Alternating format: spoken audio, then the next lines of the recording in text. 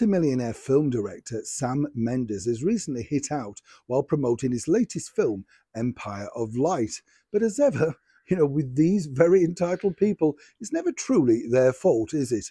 As ever, let me explain. Hi, good morning, Neil Sean here in the very heart of London. Nice to have your company. When you think about the golden age of cinema, even though we're all too young to have experienced most of it, you do think about those glorious movie palaces, don't you? The ones where you sat in the dark, major big screens, adverts, B-movies, cartoons, all that sort of stuff. And it was a real experience, wasn't it, about going to the cinema? I don't know when the last time that you went to one, but the last time I went to one, I couldn't believe how sort of cold and chilling it all was. There was nothing really going on, there was no great sort of fanfare. Nobody showed you to your seats. You were sort of sat in this warehouse-like thing. And this is in the middle, I might point out, in London, where you're paying top dollar for a major cinema seat. And, again, you kind of, when you leave the cinema, there was nobody there waving goodbye and thanking you for coming. You're shoved out of side doors onto a cold street, stinking of all sorts of things. And you think, oh, wonderful experience, must rush back and do that again. Now, of course, in the 21st century, could be the end of cinema as we know it, according to Sam Mendes. His new movie, Empire of Light, which stars the Crown actress Olivia Colman, could be a problem there, I would imagine. Apparently nobody's gone to see it, even though he's done extensive interviews and people have said it's got rave reviews, that sort of stuff. And Sam seemingly doesn't understand why.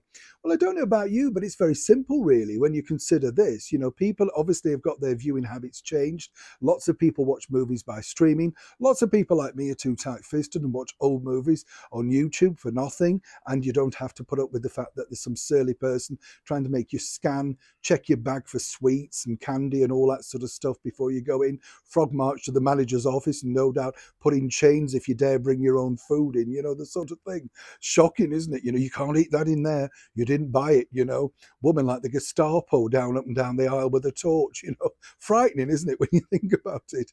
But on a serious note, the big reason why, it's all very well Sam to moan about this, but the ticket prices are just phenomenal, Really, if two people go to the cinema on a normal price ticket, it could be about £60. You're seeing a film, wouldn't it be better to stack it high with people, get them reasonable prices, make the experience wonderful, take it back to what it was when people really did have a night at the cinema and, make the experience enjoyable. If Sam had bothered to go and see his latest film, he would see the problem. Nothing wrong with the product, excellent performances, wonderful production and direction. But the bottom line is, in this cost of living crisis, seemingly we're all being outpriced to go to the cinema. As ever, I'd love to know what you think to this particular story. Is it me? Would you go back to the cinema? Is it the fact that there's really no big stars that would lure us back in now, Would you prefer to go and see a retro film, something great from maybe 30, 40 years ago? Maybe a re-showing of Jaws or Saturday Night Fever or something, and make that a spectacular night, perhaps where you sing along to the songs. Well, not with Jaws, obviously, but you know what I'm saying.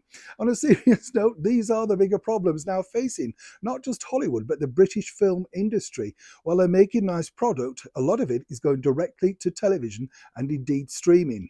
But as Sam's basically complaining about is the fact that, well, nobody's going to see it.